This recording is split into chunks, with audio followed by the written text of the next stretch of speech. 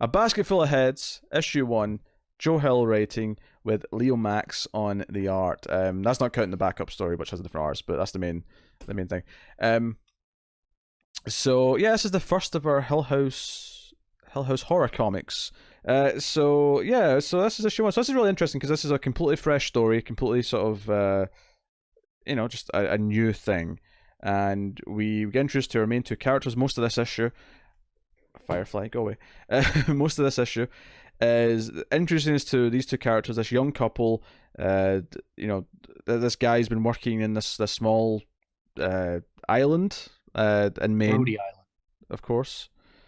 Yeah, it's in Maine, of course, because yeah. Stephen King's son wrote it, and everything they write has to be set in Maine. Even with a reference, because Shawshank Prison gets mentioned.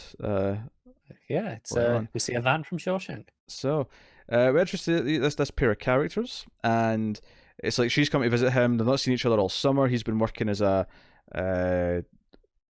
police.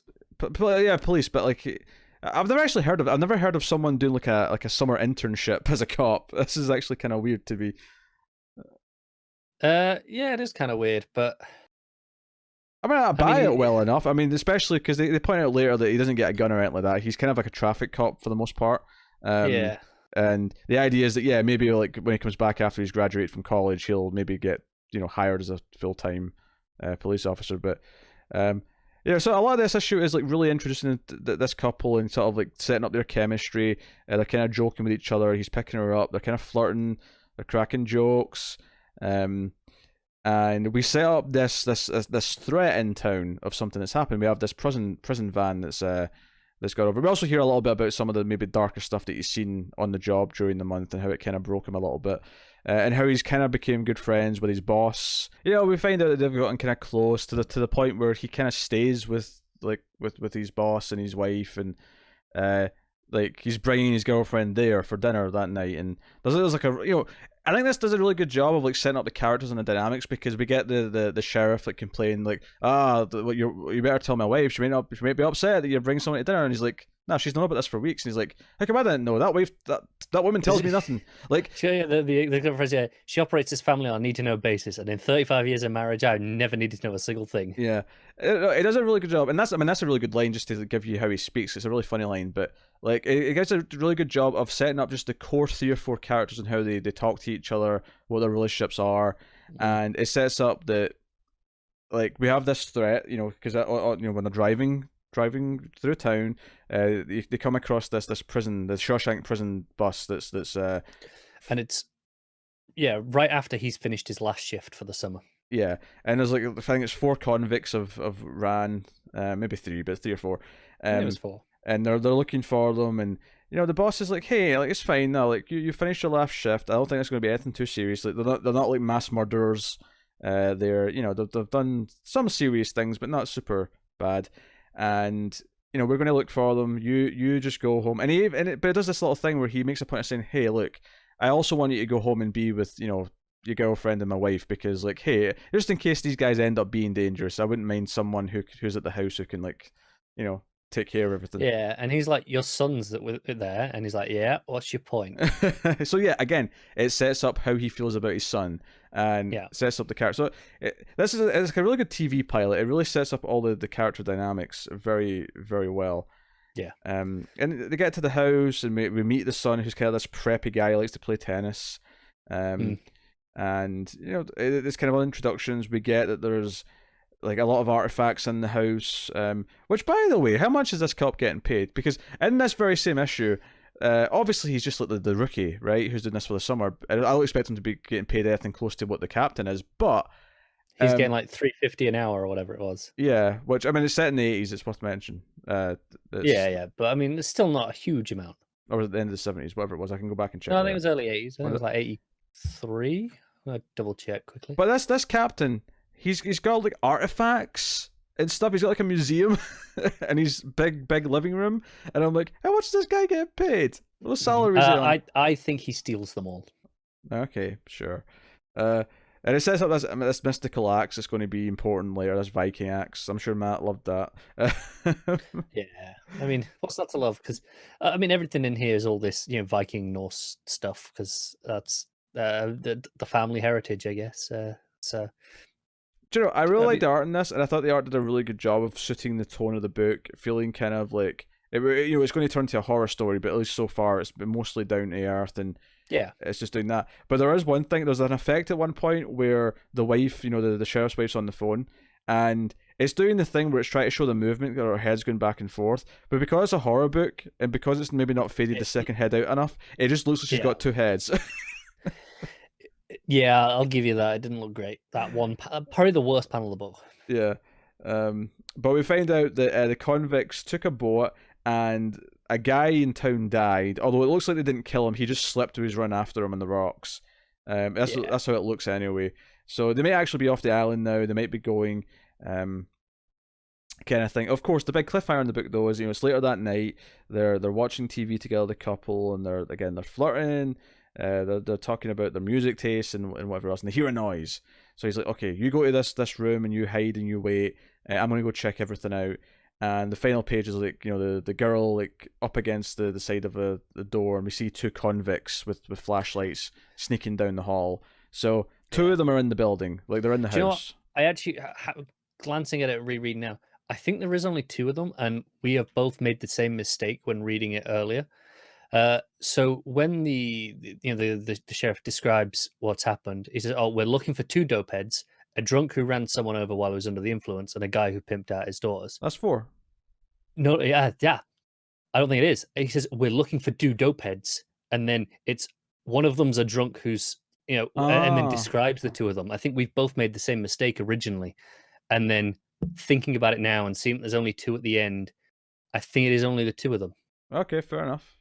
Doesn't make much difference, admittedly. It's just okay. No, but I actually want to point out as I don't know if that's just a slight, maybe could have been a little bit more clear in the Just a dialogue slight there. grammar thing more than anything Yeah, else. just a tweak that because I think we both made the same mistake. I think it is just the two of them, and like I say ultimately not a big deal.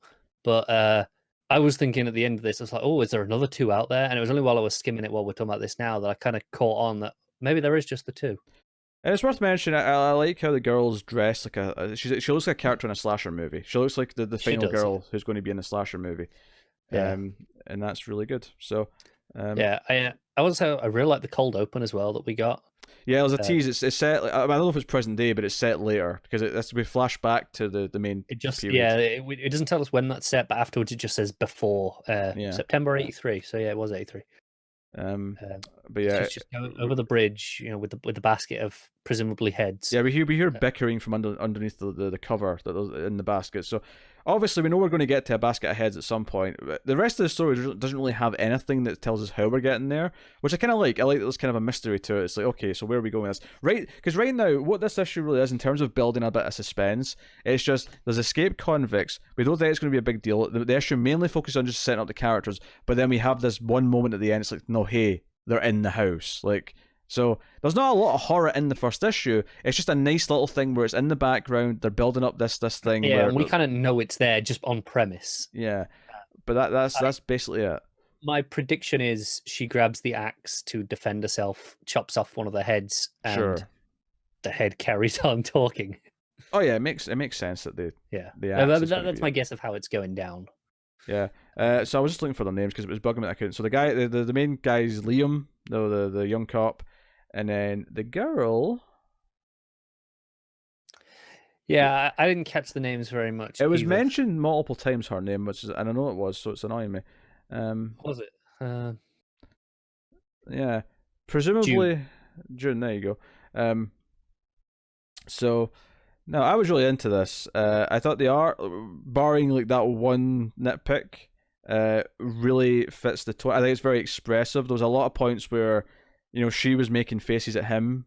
Yeah, it actually, we're talking about how like the Black Label has kind of been their Vertigo replacement. The art feels like a lot of classic Vertigo stuff, Mm, in a very good way. yeah. So I mean, that was the main story. I liked it a lot. I am definitely on board for issue 2. Yeah, me too. Which is obviously going to be next month. So that is cool. And also, your prediction is not really, I mean, it doesn't really mean a whole lot when it literally says in 1 month the axe will fall. I mean, they're kind of telling you Well, and I know that there's going to be the axe. We know that's what it is from solicit and just premise. I'm just saying, I think it's specifically her.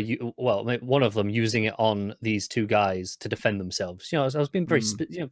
And it wasn't a prediction, more of okay, it's very clear that that's where this is going, and I will be surprised if it does anything else. I did not read the backup on this. I will do probably before the next issue of. It'll be in Dollhouse, won't it? So I'll probably read it before that. But I got through the first page of this, and then the second page was I think it was the third page I got to where it was just caption boxes. I just went, I've not got it in me to read this right now. It's a bit overly captioned, I will say.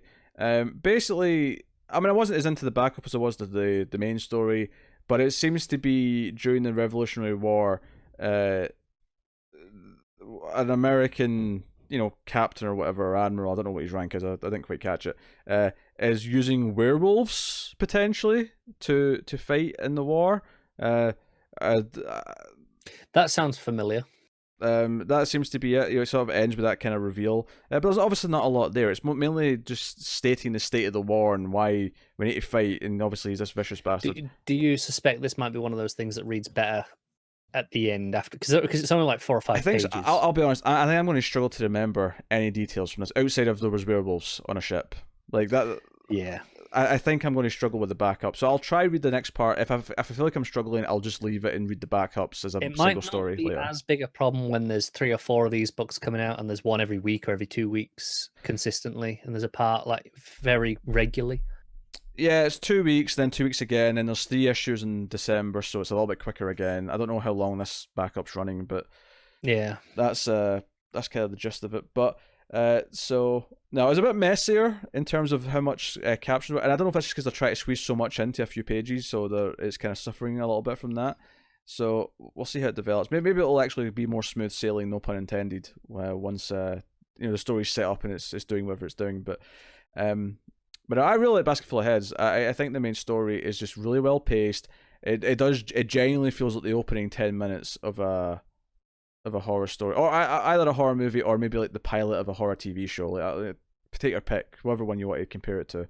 Yeah, it really has that small town kind of feel to it, which I like a lot, and I'm excited about actually chopping off some heads. But what are you giving it?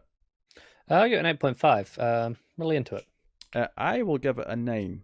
I was super into it. I was digging the vibe. Matt also gave it a 9. So Matt was really into it. Great pacing, and I love the slasher vibe. Might read better in trade, but I'm here for all of it. Art was somewhat spotty in places, so he wasn't as into the art as much. Hell knows how to set the story up, and I enjoyed all the little character details. No mention of the backup, so did he read it? Who knows? But didn't see fit to mention it, which is fine. So yeah. So that's Basketful of Heads. I would say a very strong start to Hill House Comics. Yeah, I hope that they're all as good as this. But I mean, if it ends up that it's only the Hill written ones that we really like as much, then I mean, it could be worse. And hell, if we end up with one of these a week, that'd be nice. Whereas we get at the end, so we always end with a Hill House book. I mean, I'll be more than happy with that. Assuming they're all good, which may or not. They all sounded good. I mean, all the solicits were actually all at least decent sounding, if not great sounding. So yeah, but it doesn't always translate, so we'll have to wait and see. But no, Basketful of Heads, very, very good.